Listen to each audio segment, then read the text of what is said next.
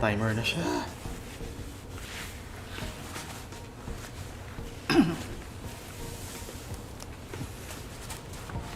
Ay, hindi ba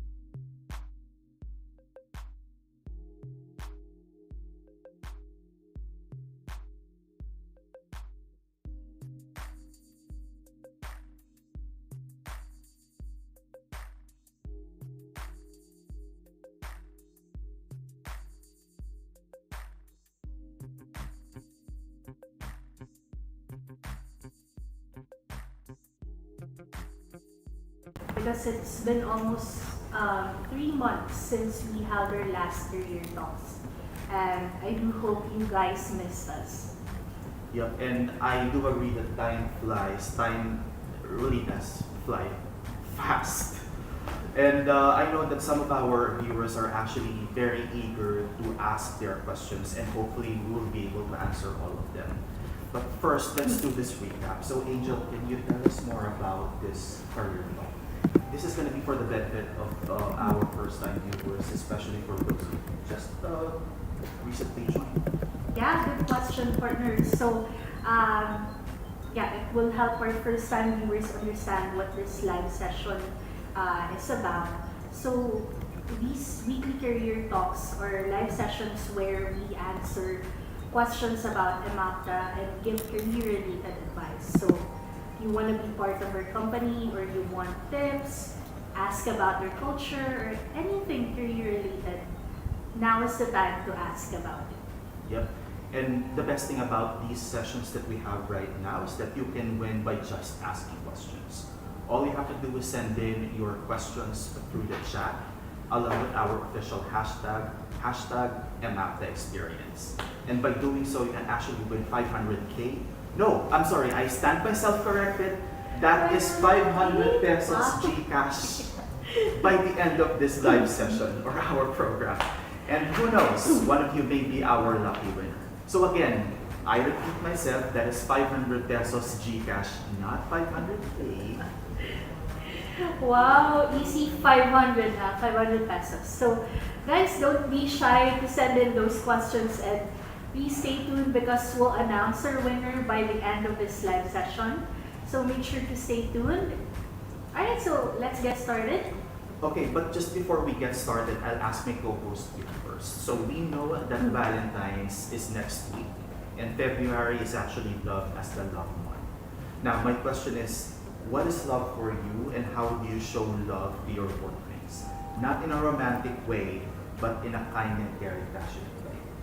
I think simply love for me is caring about another person.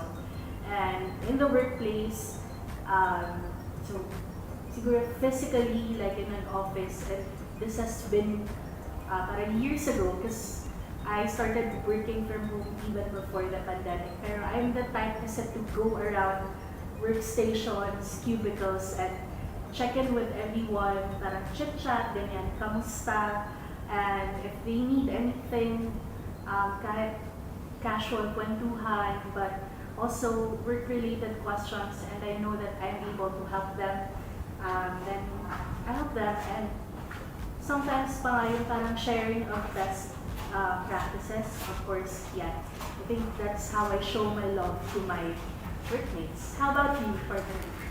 To be honest, showing my love to my family and my workmates, for me as an introvert, really is just going out of my way and making sure that I treat them for dinner, for food, my own pocket, of course. For my team members, I think many people can attest to that. I would usually instigate mukbang sessions online where I would give out probably 100 peso GCash for any winner, depending on how much they are able to eat in a given set of food. Sometimes I would also try to plan some team buildings for my team. Also, depending on the mood of the team, or maybe depending on the season, we might just go out somewhere and just enjoy ourselves together. That's how I usually show my love for my workmates. Alright, and I think that's it. I'm seeing some questions on our live feed. So for the question segment, here is our usual mechanics. So we will be randomly selecting questions from our comments, from the comment section, in the chat.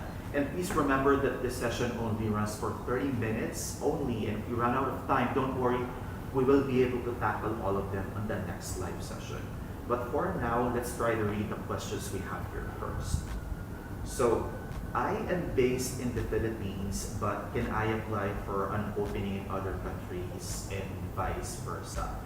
I think, Jel, for this one, it's gonna be more of a direct answer because you going abroad or being able to apply for a work abroad depends on the opportunity from the client who sits in another country.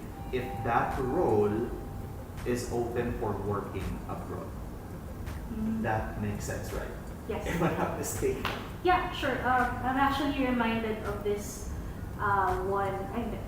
two colleagues of mine na pala. And this is in a different BPO company, but BPO like Emapta. And so I've worked with these colleagues and we worked for this specific client. And at different times, they were offered, so they were absorbed, they were offered an opportunity offshore. So, dito kami sa Manila, Philippines nag-work, pero ayun, nagandahan sa performance and then in-offeran ng job abroad. So, yun. So, it does not happen very often, but it is possible, it happens. Yeah, and I can say for sure that there are some limited opportunities where an individual is actually being absorbed to work in the client's native country. Because similar to Angel's friend, my friend from another BPO also worked in the Philippine headquarters, but was also asked to move abroad in Illinois, United States, to do her actual work there, not in the Philippines anymore. So I would say, I think it's more of swertihan lang din, out of luck. Opportunity talaga pag may opening. Yeah, and when an opportunity knocks, it's up to you if you wanted to take it for yourself. Alright, let's go on with our next question. Any tips on how I can be shortlisted when applying for a job? Let's start to take this on two perspectives. One, on a fresh graduate's perspective, and then the other one is going to be for somebody who already has an experience. So either you are a fresh graduate or somebody who already has an experience. My take on this is, of course, for you to get shortlisted. Before you get shortlisted and be selected for an interview, either with a recruiter or a hiring manager or going to a final interview, the first goal that you have is to get your CV or your LinkedIn profile noticed. Now, as a recruiter, I would say that for a fresh grad, what they need to include really, since they don't have any technical experience or work experience at all, is of course to include the skills that they've acquired in school or in some of their on-the-job trainings. Apart from that, they can also include some of the proactive projects that they've done, some of the special tasks that they've done for school organizations, or maybe any projects that were actually showcased in school.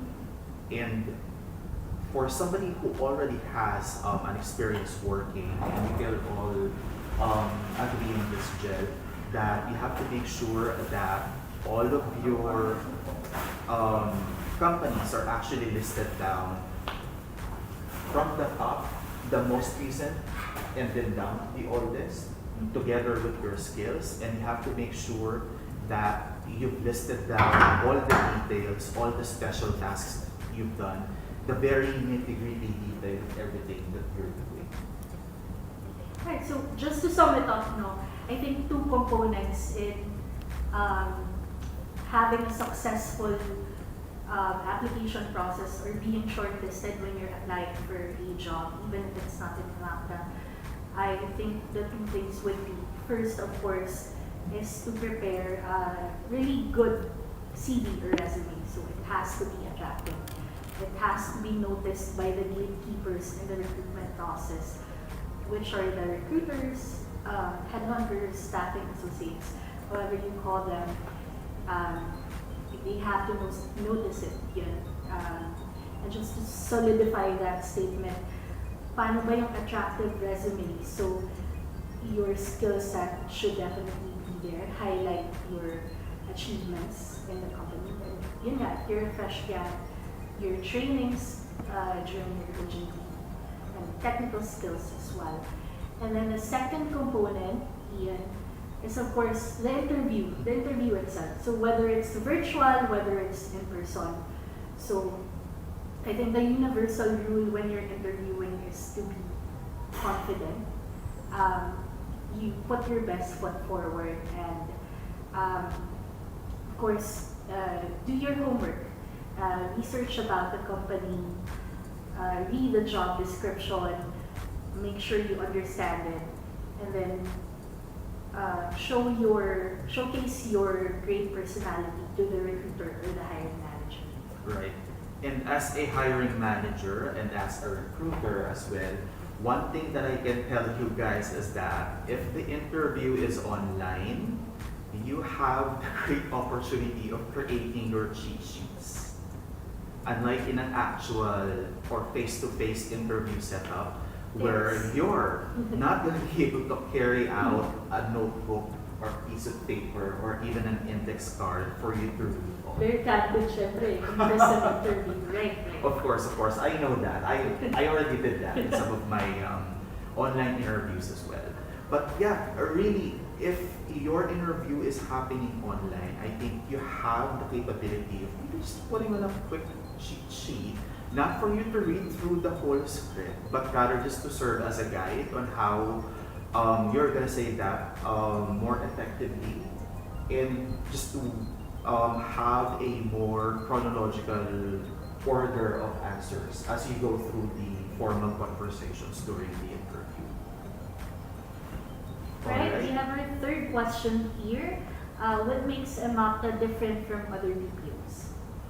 Okay, with this, Jen, I think we want to clarify first the misconception of people about BPO being a call center work. So BPO stands for Business Process Outsourcing, and this is actually a business process that's been going on for years now. So, say for example, if company ABC wants to outsource their payroll administratives or HR administratives or any positions that they have, they would contact company DEF to look for talents that they can provide on that company. And this can happen locally or internationally. So in the same fashion that we have right now for the call center industry, company XYZ is looking for call center agents, and they are trying to contact company DEF to look for call center agents for them.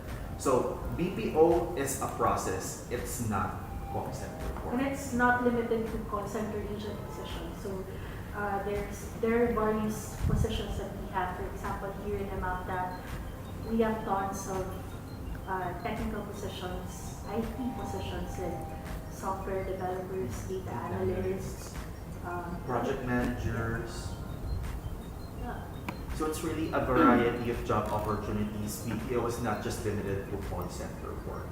And just to add, I think another thing that sets us apart, Emapta, from other BPOs partner is that we're very, we have this, it ties back to one of our most important core values, which is staff-oriented or staff-focused kind of culture. So that's because our CEO, Tim Borba, he's very big on family values. So that's the kind of culture that we also have here, just to share with our audience or who's watching live. So yun yung core value namin, very family-oriented. And when I think about the term family-oriented, I immediately think about open communication, where you're able to speak your mind professionally, but also comfortably. Alright. And for me as a leader, what I actually observe as a culture in Emapta is really fun and camaraderie, of course. Who doesn't want fun at work? Diba? Ayaw naman natin na maging boring yung trabaho natin. So once in a while, we have these fun activities in Emapta, whether it's just within our team or a company as a whole. And I think one of the company events that I actually missed last year is Cinco de Mayo, last May, where I was actually in Bataan with my family, so I missed the event in Baguio. But for all of the events of Emapta, I'm actually making sure to join it and enjoy it with my team. So apart from that, in terms of a supportive culture, I always practice having two coaching sessions with my team members. So one of it is going to be more of a performance review with them to discuss about the feedback with the client, about their goals, how far we have to reach to be able to attain their goal. And the counseling sessions that I usually conduct with them is just to talk anything under the sun. Their favorite K-pop stars, K-novela, their crushes. As much as possible, we want to avoid talking about love life. But yeah, that's usually how I do it. And in terms of unorganic growth within Emapta, we have the Emapta Academy, which is a training course that we regularly have. So it's actually something that ignites our passion that we do differently. So for example, we here in recruitment, if a basic training comes up for reporting and analytics, or even basic coding, it's up to you if you want to grab that. If you are interested into applying for that, yeah, just sign up for that training course there. So let's try to move on with the next set of questions that we have. Fourth one. There have been times that we feel burnt out during work. How do you deal with it, or what are the things that you do to prevent it? How about you? Sorry. You go ahead first, order. I guess for me, whenever I feel burnt out at work, what I usually do is just step back a bit. If I am doing a task for several hours, or if I just had some sort of a heated conversation with a client, what I usually do is just give myself probably about 10 to 15 minutes. Just take a breather, maybe watch a quick YouTube video, listen to a 3-minute music, just to try and relax and get my mind off of that pressure-packed call or pressure-packed work. I try to take it as a grain of salt. I don't have any special or magic ingredient or a Maggi magic sarap that you can add to your life to spice up your life and get rid of stress, get rid of pressure about work. Try to put a mindset that work is pressure. But again, if you feel like you're already being pressured at work, step back. If you're working from home, don't shut down your computer.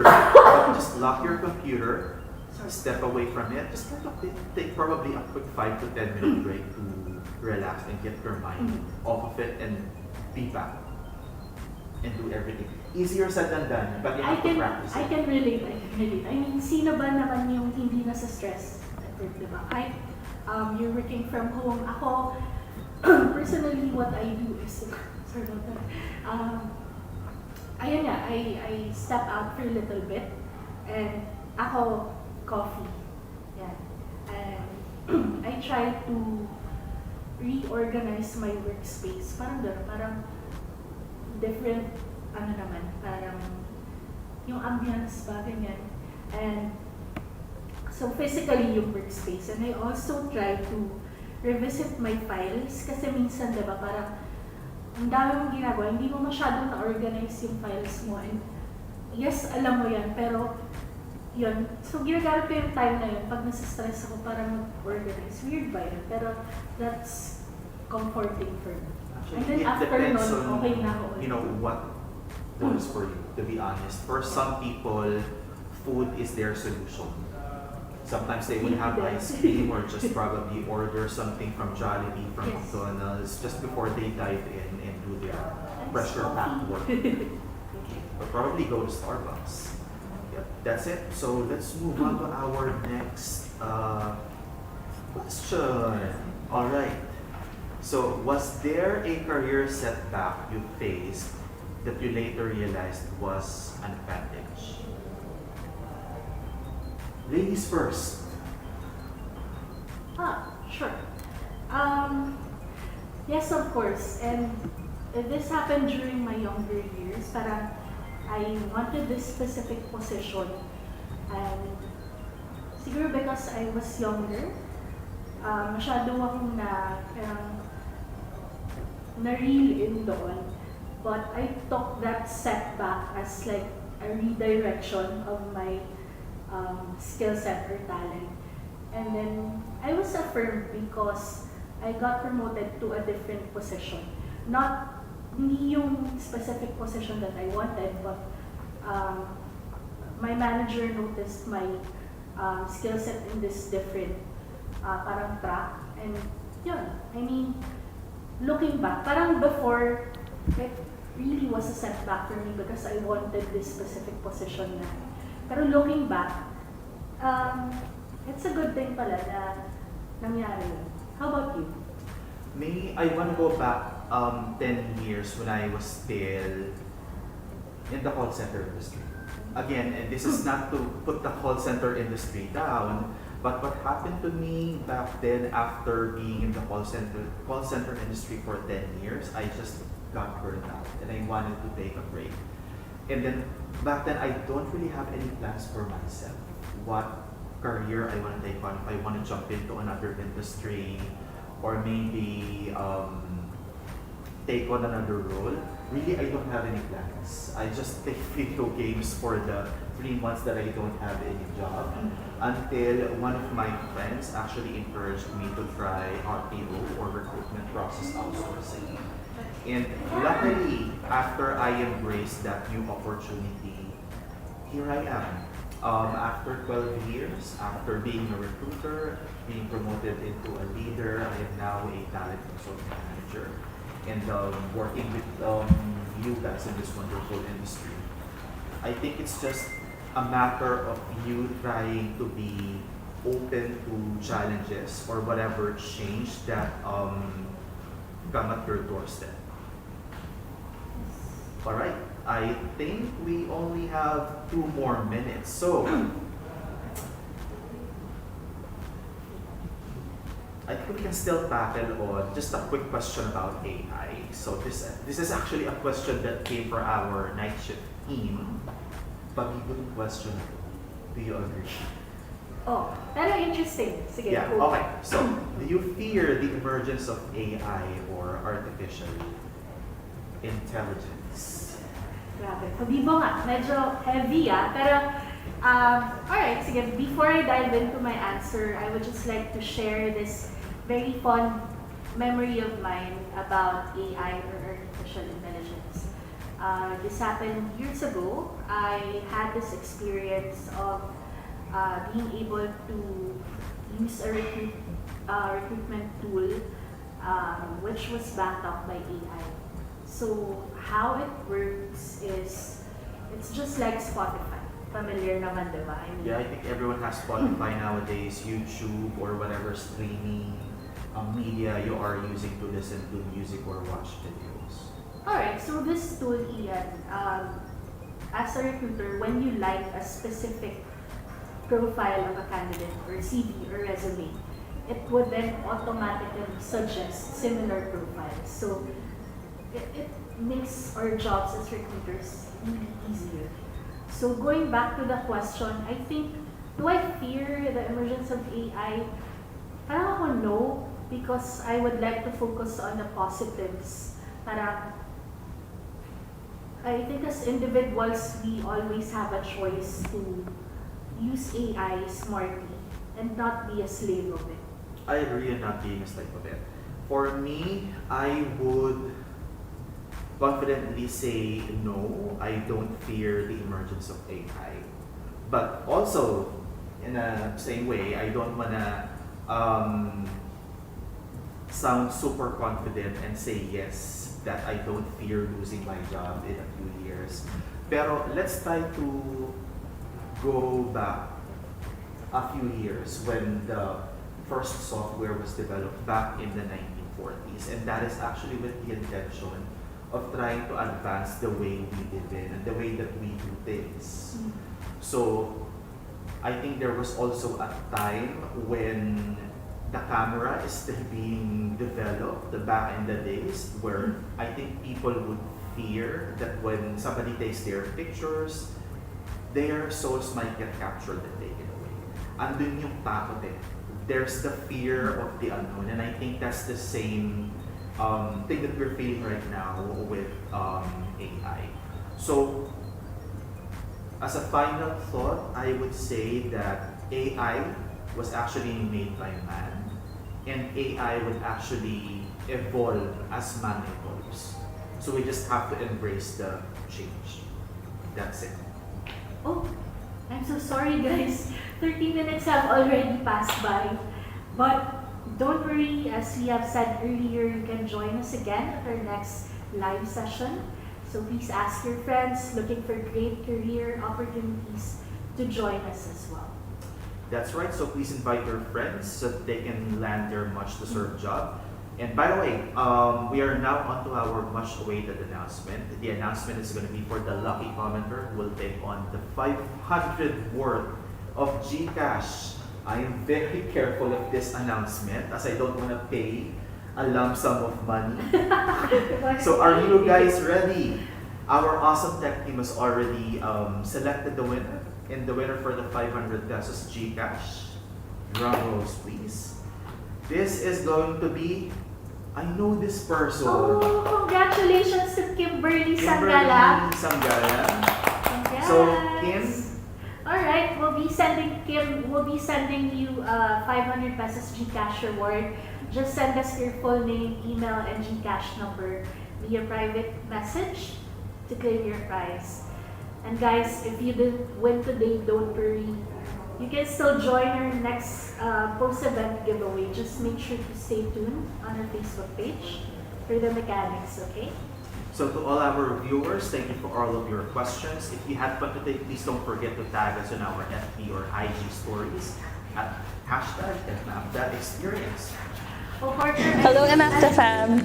I'm Bubbly. I'm one of Emapta's talent consulting leads. And in this video, Guys, for watching and joining us on this busy Friday night. Again, this has been your host, Angel Gemeniano, Emapta's talent consulting lead. And I am Ian Barrientos, Talent Consulting Manager. Happy weekend ahead of you guys. See you again in our next live session. Bye everyone. hello, Emapta fam. I'm Bubbly. I'm one of Emapta's talent consulting leads. And in this video, I'll talk about our super fun road trip to Baguio. It was such an experience exploring the beautiful city of Baguio together with our GTS squad. Now, in case you're wondering, GTS stands for Global Talent Solutions, and we're in charge for finding the perfect candidates for our clients. Last May, we went to the City of Pines, aka Baguio City, and we didn't forget to have fun, of course. We went to Camp John Hay, had coffee at Starbucks, and had karaoke. We took plenty of groupies, selfies, and enjoyed the beautiful scenery. It was a good experience to reflect and remind myself on why I love working as a recruiter at Emapta. I can think of 3 good ones. First, it is fulfilling. Every job offer I release is always a good feeling because I know that I can help in possibly changing a person's life by offering them a better job or role. On top of that, it was good to remember how our jobs as recruiters directly impact clients' lives. I love the growth opportunities. I get a chance to meet new people and learn new things. I love how it challenges my abilities as an HR professional. A lot of people think we just recruit to hit a target, but it's so much more than that. We get to build relationships and friendships along the way. Lastly, my colleagues rock. Here's a sneak peek of how we really are outside of work. They really feel like family. How many people can honestly say that their jobs are fun and fulfilling? Whether it's securing someone a job or having a road trip to Baguio, there's always something to look forward to. I feel grateful every day, and you should too. Hope you like my Emapta story, and don't forget to like and